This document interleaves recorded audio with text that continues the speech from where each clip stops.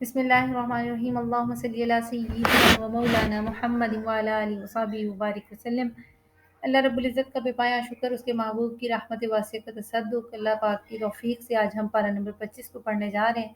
مولا کریم اس کو پڑھ کے سن کے سمجھنے کی توفیق عطا فرمائے، اس پر عمل پیرا ہونے کی بھی توفیق عطا فرمائے۔ سورہ حامیم سجدہ کا آخری رکوع جو ہے وہ 25ویں پارے میں تھا، جسے کل ہم نے مکمل کر لیا تھا۔ آج ہم سورہ شعراء سے اس کا آغاز کریں گے۔ سورہ شعراء جو ہے یہ اس کی مکی ہے، اس کی آیات 53 ہیں اور اس کے 5 رکوعات ہیں۔ مسلمانوں کی خاصیت یہ کہ وہ آپس میں مشورہ کر کے معاملات طے کرتے ہیں، اسی وجہ سے سورت کا نام شورا رکھ دیا گیا۔ خصوصاً اجتماعی معاملات میں مشورے کی بڑی اہمیت ہے۔ 7 صورتیں جن کے شروع میں حامیم ہے، جنہیں حوامیم کہا جاتا ہے، یہ اس میں سے تیسری صورت۔ اس صورت کے آغاز میں بھی حامیم عین سین قاف یہ حروف مقطعات ہیں، اسی سے آغاز کیا گیا۔ کذالک یوحی الیک والی الذین من قبلک اللہ العزیز الحکیم، اسی طرح آپ کی طرف ان رسولوں کی طرف جو آپ سے پہلے ہوئے اللہ وہی بھیجتا رہا ہے جو غالب ہے، بڑی حکمت والا ہے۔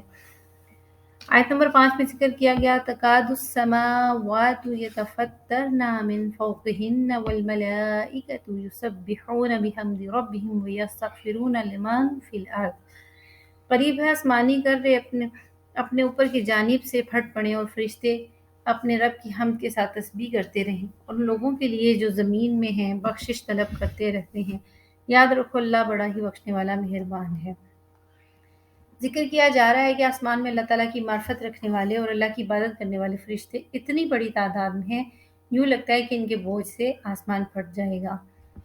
آگے ذکر کیا گیا نبی کریم صلی اللہ علیہ وآلہ وسلم نے اپنی دعوت و تبلیغ کے بدلے میں جس چیز کا مطالبہ کیا وہ فرمایا قُل لَا أَسْأَلُكُمْ عَلَيْهِ أَجْرًا إِلَّا الْمَوَدَّةَ فِي الْقُرْبَى۔ جب نبی کریم صلی اللہ علیہ وسلم تبلیغ فرماتے تو کفار و مشرکین کی طرف سے آپ کو تکلیف پہنچائی جاتی اور آپ علیہ السلام کی دعوت کے لیے رکاوٹیں کھڑی کی جاتی۔ اللہ تعالیٰ فرما رہے ہیں میرے پیغمبر آپ ان سے کہیں میں تمہیں جو دعوت دیتا ہوں اس پہ پیسے نہیں مانگتا، بس یہ کہتا ہوں رشتہ داری کا خیال کرو، مطلب یہ کہ تم پر میرے 2 حقوق ہیں، ایک تو یہ کہ میں اللہ کا رسول ہوں، اس کا اعتراف کرو، میری اطاعت کرو، دوسرا خاندانی حق کی وجہ سے میرا لحاظ کرو اور میرے اہل بیت کا اور میرے قرابت اور قربت سے محبت چاہو۔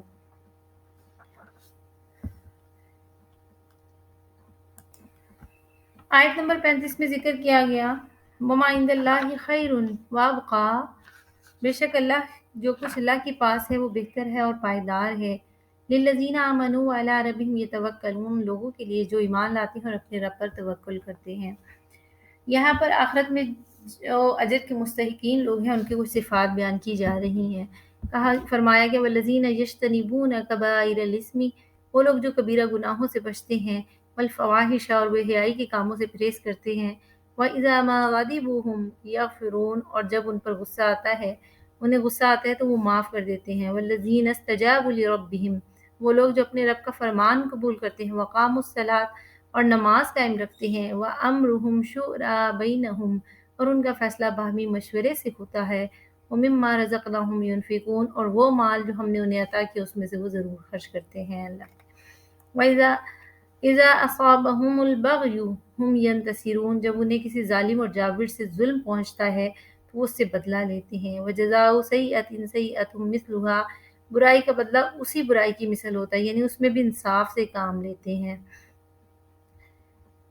فَمَنْ عَفَا وَأَصْلَحَ فَأَجْرُهُ عَلَى اللَّهِ، اور پھر ان کی یہ بھی کوالٹی ہے کہ جب وہ معاف کر دیتے ہیں، جو کچھ اللہ کی بات مانتے ہیں اور اپنی اصلاح کرتے ہیں، تو پھر اللہ فرماتا ہے اس کا اجر تو میرے ہی ذمے ہے۔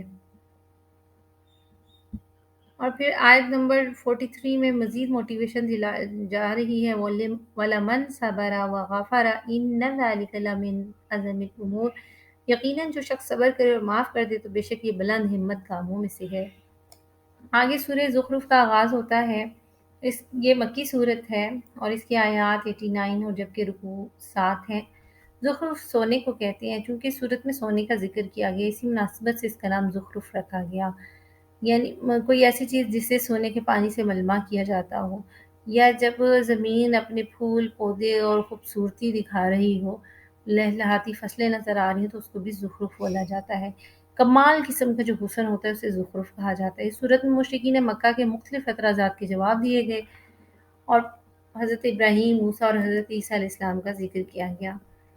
اس کی آیت فرمائی کا آغاز ہے حامیم والکتاب المبین۔ حامیم حقیقی معنی اللہ اور اس کا رسول جانتے ہیں، والکتاب المبین اور قسم ہے روشن کتاب کی۔ اللہ تعالیٰ فرما رہے ہیں قسم ہے اس کتاب کی جو بڑی واضح ہے۔ یہاں پر واضح ہونے سے مراد ہے کہ بطور واضح و نصیحت قرآن کریم جو ہے بڑی واضح کتاب ہے، اس کے احکامات بڑے واضح ہیں، اس کے معنی بڑے درست ہے۔ آیت نمبر 26 میں ذکر کیا گیا وَإِذْ قَالَ إِبْرَاهِيمُ لِأَبِيهِ وَقَوْمِهِ إِنَّنِي بَرَاءٌ مِّمَّا تَعْبُدُونَ، جب ابراہیم نے اپنے حقیقی چچا مگر پرورش کی نسبت سے باپ اور اپنی قوم سے فرمایا بے شک میں ان سب چیزوں سے بیزار ہوں جنہیں تم پوچھتے ہو۔ یہاں پر ان کے اس غلط رویے اور غلط دعوے کی تردید ہو رہی ہے کہ پہلی بات تو یہ ہے کہ قرآن و سنت اور حقیقی قطعی عقائد کے معاملے میں باپ دادا کی تقلید غلط طریقہ ہے۔ اگر باپ دادا کے پیچھے چلنا ہی تھا تو حضرت ابراہیم علیہ السلام جو ابو الانبیاء ہیں، جنہوں نے شرک سے کلم کلا بیزاری اور برات کا اعلان کیا تھا، ان کے پیچھے کیوں نہیں چلتے جبکہ تم ابراہیم علیہ السلام کے ساتھ اپنی نسبت پر فخر کرتے ہو؟ ابراہیم علیہ السلام نے تو اپنی اولاد میں یہی کلمہ توحید چھوڑا تھا، تم شرک پر کیوں چل پڑے؟ آیت نمبر 31 میں فرمایا گیا وَقَالُوا لَوْلَا نُزِّلَ هَٰذَا الْقُرْآنُ عَلَىٰ رَجُلٍ مِّنَ الْقَرْيَتَيْنِ عَظِيمٍ، کہنے لگے یہ قرآن مکہ اور طائف کی دو بستیوں میں سے کسی بڑے آدمی یعنی کسی وڈیرے سردار اور مالدار پر کیوں نہیں اتارا گیا۔ انہیں یہاں پر اس کی تردید کی جا رہی ہے اور جواب دیا گیا اگلی آیت میں کہ یہ جو قرآن ہے آپ یہ جو رحمت ہے رب کی رحمت ہے کہ یہ لوگ تقسیم کرتے ہیں، ہم ان کے درمیان دنیاوی زندگی میں ان کے اسباب معیشت کو تقسیم کرتے ہیں اور ہم ہی ان میں سے بعض کو بعض پر وسائل اور دولت میں درجات کی فوقیت دیتے ہیں۔ کیا ہم اس لیے کرتے ہیں کہ ان میں سے بعض جو امیر ہیں بعض غریبوں کا مذاق اڑائیں؟ یہ غربت کا تمسخر ہے کہ تم اس وجہ سے کسی کو رحمت و نبوت کا حقدار ہی نہ سمجھو، اور آپ کے رب کی رحمت اس دولت سے بہتر ہے جسے وہ جمع کرتے ہیں اور گھمنڈ کرتے ہیں۔ یہاں کہا گیا کہ تم نبوت کو تقسیم کرتے ہو کہ فلاں کو نبوت ملے فلاں کو ملے۔ نبوت تو اللہ کی رحمت کا خاص حصہ ہے، دنیا کی روزی رحمت کا عام حصہ ہے۔ اللہ کے پاس روزی جو رحمت عامہ ہے اس کی کوئی وقت نہیں ہے۔ اللہ تعالیٰ نے اس کی تقسیم کا اختیار تمہیں نہیں دیا۔ نبوت تو بہت اعلیٰ درجے کی چیز ہے، اس کی تقسیم کا اختیار تمہیں کیسے دیں؟ اور یہ امارت اور مال و دولت یہ بنیاد نہیں ہوتی کسی کو نبوت ملے۔ ہاں نبوت کے لیے تو کردار اتنا عظیم ہونا چاہیے کہ وہ جو غریبوں کی مدد کرنے والا ہو، مہمانوں کی عزت و احترام کرنے والا ہو، بڑوں اور چھوٹوں کا پیار اور محبت کرنے والا ہو، ادب و احترام کرنے والا ہو، جس کو لوگ خود اپنی زبان حال سے صادق اور امین پکار اٹھیں، جس کا اخلاق با کردار بہت باکمال ہو، وہ اس لائق ہوتا ہے کہ اسے نبوت دی جائے۔ اور ان دونوں بستیوں میں مکہ کی وادی میں حضرت محمد مصطفیٰ صلی اللہ علیہ وسلم سے بڑھ کر کوئی بھی ایسا نہیں کہ جس کو نبوت ملنا جس کا حق بنتا تھا۔ آیت نمبر 36 میں ذکر کیا گیا وَمَن يَعْشُ عَن ذِكْرِ الرَّحْمَنِ نُقَيِّضْ لَهُ شَيْطَانًا فَهُوَ لَهُ قَرِينٌ، جو شخص خدائے رحمان کی یاد سے صرف نظر کر لے تو ہم اس کے لیے ایک شیطان مسلط کر دیتے ہیں جو ہر وقت اس کے ساتھ جڑا رہتا ہے۔ یہاں بتایا جا رہا ہے کہ ضد کی وجہ سے جو لوگ اللہ کے ذکر کو چھوڑتے ہیں، اللہ کی بات نہیں مانتے، تو اللہ اس پر شیطان مسلط کر دیتا ہے۔ پھر شیطان اسے نیکی کی طرف آنے نہیں دیتا، وہ اس کا ساتھی بن جاتا ہے، اس کو سیدھے راستے پر چلنے نہیں دیتا۔ وہ بندہ یہ سمجھتا ہے میں ہدایت پر ہوں، حالانکہ وہ ہدایت پر نہیں ہوتا۔ سورہ دخان کا آغاز ہوتا ہے، اس کی آیت 59 ہے اور اس کے 3 رکوعات ہیں۔ دخان عربی میں دھوئیں کو کہتے ہیں۔ اس صورت میں اس کا ذکر اسی لیے اس کا نام دخان کیا گیا۔ یہ مکی صورت ہے، اس میں بھی باقی صورتوں کی طرح توحید، رسالت اور آخرت کو ثابت کیا گیا۔ مشرکین مکہ پر قحط مسلط کیا گیا تھا، اس کا بھی ذکر کیا گیا ہے۔ سورہ دخان کی فضیلت یہ ہے کہ حضرت ابو ہریرہ رضی اللہ تعالیٰ عنہ روایت کرتے ہیں کہ نبی پاک صلی اللہ علیہ وسلم نے فرمایا جس شخص نے صبح اٹھ کر حامیم دخان کی تلاوت کی اس کے لیے 70,000 فرشتے استغفار کرتے ہیں۔ سورہ دخان میں ذکر یہ کیا گیا کہ اس میں قرآن مجید لیلۃ القدر میں نازل کیا گیا، اس حوالے سے ذکر موجود ہے۔ اور قریش کی کفر اور ان کی ہٹ درمی کا سبب یہ تھا کہ وہ آخرت پر یقین نہیں رکھتے تھے، تو آخرت کا تفصیل سے ذکر کیا گیا۔ پھر قرآن مجید کا ذکر کیا گیا کہ اللہ تعالیٰ نے اس قرآن کو آپ کی زبان میں نازل کیا تاکہ کفار مکہ اس سے نصیحت حاصل کر لیں۔ آیت نمبر 3 میں ذکر کیا گیا اِنَّا أَنزَلْنَاهُ فِي لَيْلَةٍ مُبَارَكَةٍ، کہ بے شک ہم نے یہ قرآن جو ہے لیلۃ المبارک کے برکت رات میں اتارا ہے۔ یہاں پر اس کے بارے میں دو مفسرین کرام دو تفاسیر فرماتے ہیں۔ لیلۃ المبارکہ کا ایک مصداق رمضان کی شب قدر ہے یا شعبان کی 15ویں شب ہے۔ اس میں مختلف دلائل موجود ہیں۔ یہاں انزلناہ اس کا مطلب یہ ہے کہ لوح محفوظ سے آسمان دنیا پر پورا قرآن کریم ایک ہی مرتبہ نازل کیا گیا، پھر آسمان دنیا سے نبی اکرم صلی اللہ علیہ وسلم کے قلب اطہر پر 23 سال تک تھوڑا تھوڑا نازل ہوتا رہا۔ آیت نمبر 10 میں ذکر کیا گیا فَارْتَقِبْ یَوْمَ تَأْتِی السَّمَاءُ بِدُخَانٍ مُبِینٍ، سو آپ اس دن کا انتظار کریں جس دن آسمان واضح دھواں ظاہر کر دے گا۔ اس کی دو تفاسیر کہی گئی کہ ایک تو نبی کریم صلی اللہ علیہ وسلم نے قریش کی مسلسل مخالفت اور اسلام دشمنی کی وجہ سے بد دعا کی تو مکہ پر قحط سخت پڑ گیا۔ قحط اتنا شدید تھا کہ لوگ ہڈیاں اور مردار کھانے پر مجبور ہو گئے۔ لوگ آسمان کی طرف دیکھتے تو بھوک کی وجہ سے انہیں دھواں ہی نظر آتا تھا۔ پھر وہ حضور کی خدمت میں حاضر ہوئے، آپ سے عرض کی کہ آپ دعا کریں قحط ختم ہو جائے تو ہم آپ پر ایمان لے آئیں گے۔ آپ صلی اللہ علیہ وسلم نے دعا فرمائی تو قحط ختم ہو گیا، لیکن وہ پھر بھی ایمان نہیں لائے۔ دوسرا حضرت علی، حضرت ابن عباس، حضرت ابن عمر اور حضرت ابو ہریرہ رضوان اللہ علیہ مجمعین اور دیگر فرماتے ہیں دخان دھواں قیامت کی علامتوں میں سے ہے، یہ ابھی تک ظاہر نہیں ہوا، یہ قرب قیامت میں 40 روز تک ظاہر ہوگا اور آسمان اور زمین کی فضا کو بھر لے گا۔ مومن پر اس کا اثر زکام کی صورت میں ظاہر ہوگا اور کافر و فاجر کی ناکوں میں داخل ہو کر ان کے کانوں کے سوراخوں سے نکلے گا، ان کا دم گھٹنے لگے گا اور یہ دھواں جہنم کے آثار سے ہے۔ آیت نمبر 43 میں ذکر کیا گیا ان شجرۃ الزقوم طعام الاثیم، یہاں اہل جہنم کے کھانوں کا ذکر کیا جا رہا ہے۔ انہیں جہنم میں کھانے کے لیے زقوم کا درخت ملے گا اور یہ ان کے کھانے سے ان کے پیٹوں میں ہنڈیا کی طرح ابال شروع ہو جائے گا۔ یہ درخت شکل سے بھی بیکار ہوگا، ذائقے کے اعتبار سے بھی بالکل ٹھیک نہ ہوگا۔ آیت نمبر 48 میں فرمایا اس کے سر کے اوپر کھولتے ہوئے پانی کا عذاب ڈالو۔ کافر جب دوزخ میں داخل ہوگا تو اس کو زقوم کا کھانا کھلایا جائے گا، پھر دوزخ کا دروغہ اس کے سر کے اوپر گرز مارے گا جس سے اس کا دماغ اس کے جسم کے اوپر بہنے لگے گا، پھر اس کے سر کے اوپر کھولتا ہوا پانی ڈالا جائے گا جو اس کے پیٹ تک اندر چلا جائے گا اور اس کی آنتوں اور پیٹ کے دیگر اجزاء کو کاٹتا ہوا اس کے قدموں تک پہنچ جائے گا۔ اللہ رب العزت ہمیں دوزخ کے عذاب سے بچائے اور ہمیں سچا اچھا مسلمان بنائے کہ ہم اپنی مسلمانی کا صحیح معنی میں حق ادا کر سکیں۔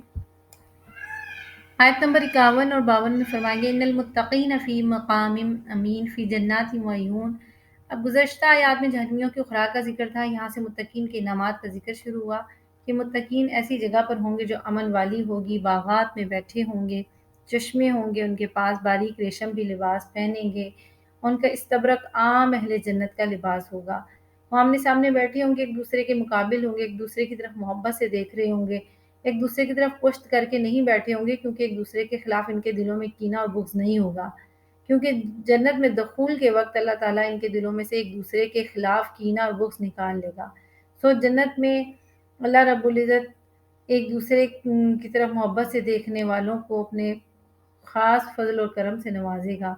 اور وہاں پر آیت نمبر 54 میں فرمایا گیا کہ ایسا ہی ہوگا اور ہم بڑی آنکھوں والی حوروں کو ان کی بیویاں بنائیں گے۔ یہاں سفید عورت کی آنکھوں کی پتلیاں سیاہ ہوں گی، اس کو حور کہتے ہیں۔ حور کا معنی ہے حسین اور جمیل روشن چہرے والی عورت۔ حضرت ابو ہریرہ رضی اللہ تعالیٰ عنہ بیان کرتے ہیں کہ نبی کریم صلی اللہ علیہ وسلم نے فرمایا آنکھوں والی حور کا مہر چند میٹھی کھجوریں اور روٹی کے ٹکڑے ہیں۔ صحیح مسلم شریف کی حدیث نمبر 963 ہے، ایک لمبی حدیث ہے جس میں نبی کریم صلی اللہ علیہ وسلم نے ایک جنازہ پڑھایا اور پھر دعا فرمائی اور اس میں آپ نے ذکر فرمایا کہ اس کی دنیاوی بیوی سے اچھی بیوی عطا فرمائے۔ اس سے معلوم ہوتا ہے کہ بڑی آنکھوں والی حوریں دنیاوی عورتوں سے افضل ہوں گی۔ ایک قول یہ بھی ہے کہ حوروں سے مراد یہاں دنیا کی بیویاں ہیں، یہی جنت میں حوریں ہوں گی جو کہ مشک، زعفران اور کافور سے بنی ہوں گی، بلکہ یہ دنیاوی بیویاں بڑی آنکھوں والی حوروں سے زیادہ حسین ہوں گی اور انسان کی جو دنیا میں بیویاں ہوں گی وہ اس کو جنت میں مل جائیں گی اور ان کے علاوہ حوریں بھی ملیں گی۔ اگر کافر کی بیوی جنت میں گئی تو اللہ تعالیٰ جس مسلمان کو چاہے گا اس کو عطا فرما دے گا۔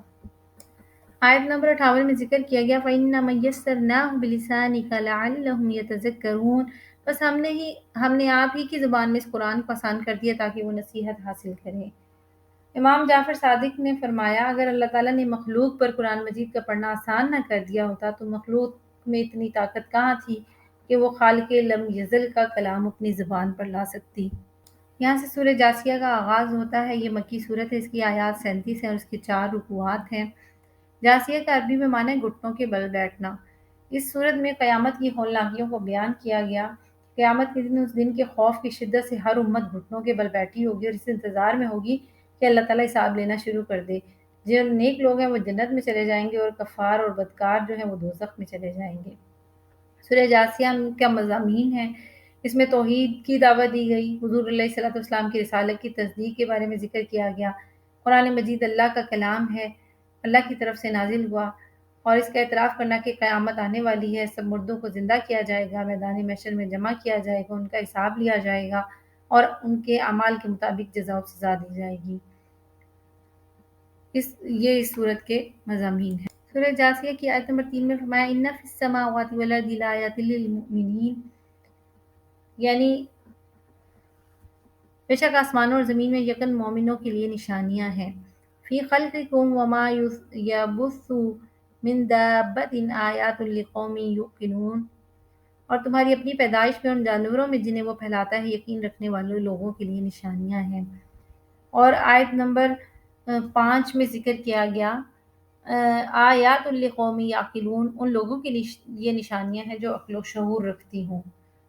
اس سے کیا مطلب سمجھ آتا ہے کہ یہاں ذکر یہ کیا جا رہا ہے کہ اگر تم مومن ہو تو ان دلائل میں غور کرو، اگر تم مومن نہیں ہو لیکن حق کے متلاشی اور یقین کے طالب ہو تو اس کے دلائل کو سمجھو، اور اگر تم حق کے متلاشی اور یقین کے طالب نہیں ہو تو کم از کم تھوڑی عقل تو رکھتے ہو نا، اپنی عقل سے ان دلائل میں غور کرو، ان نشانیوں سے صاحب نشان تک کے پہنچنے کی کوشش کرو۔ آیت نمبر 27 میں ذکر کیا گیا وَلِلَّهِ مُلْكُ السَّمَاوَاتِ وَالْأَرْضِ وَيَوْمَ تَقُومُ السَّاعَةُ يَوْمَئِذٍ يَخْسَرُ الْمُبْطِلُونَ، قیامت کے دن مختلف مراحل سے گزرنا پڑے گا، ایک مرحلہ ایسا بھی آئے گا کہ لوگ وہاں کے ہولناک مناظر دیکھ کر گھٹنوں کے بل گر جائیں گے اور انہیں نامہ اعمال کی طرف بلایا جائے گا، دنیا میں کیے ہوئے اعمال کا بدلہ دیا جائے گا۔ انبیاء علیہ السلام اور بہت سارے صلحاء بھی گھٹنوں کے بل بیٹھیں گے، لیکن ان کا بیٹھنا اتنے کم وقت کے لیے ہوگا جو نہ ہونے کے برابر ہے، یا پھر ان کا بیٹھنا خوف کی وجہ سے نہیں بلکہ اللہ کی عظمت کی وجہ سے ہوگا۔ آخری 2 آیات میں بھی اللہ رب العزت نے اپنی توحید اور اپنی تعریف بیان کی فَلِلَّهِ الْحَمْدُ رَبِّ السَّمَاوَاتِ وَرَبِّ الْأَرْضِ رَبِّ الْعَالَمِينَ، بس اللہ ہی کے لیے ساری تعریفیں ہیں جو آسمانوں کا رب ہے اور زمین کا مالک ہے، سب جہانوں کا پروردگار ہے۔ وَلَهُ الْكِبْرِيَاءُ فِي السَّمَاوَاتِ وَالْأَرْضِ، آسمانوں اور زمین میں ساری کبریائی یعنی بڑائی اسی کے لیے ہے۔ وَهُوَ الْعَزِيزُ الْحَكِيمُ، وہ بڑا ہی غالب، بڑی حکمت والا ہے۔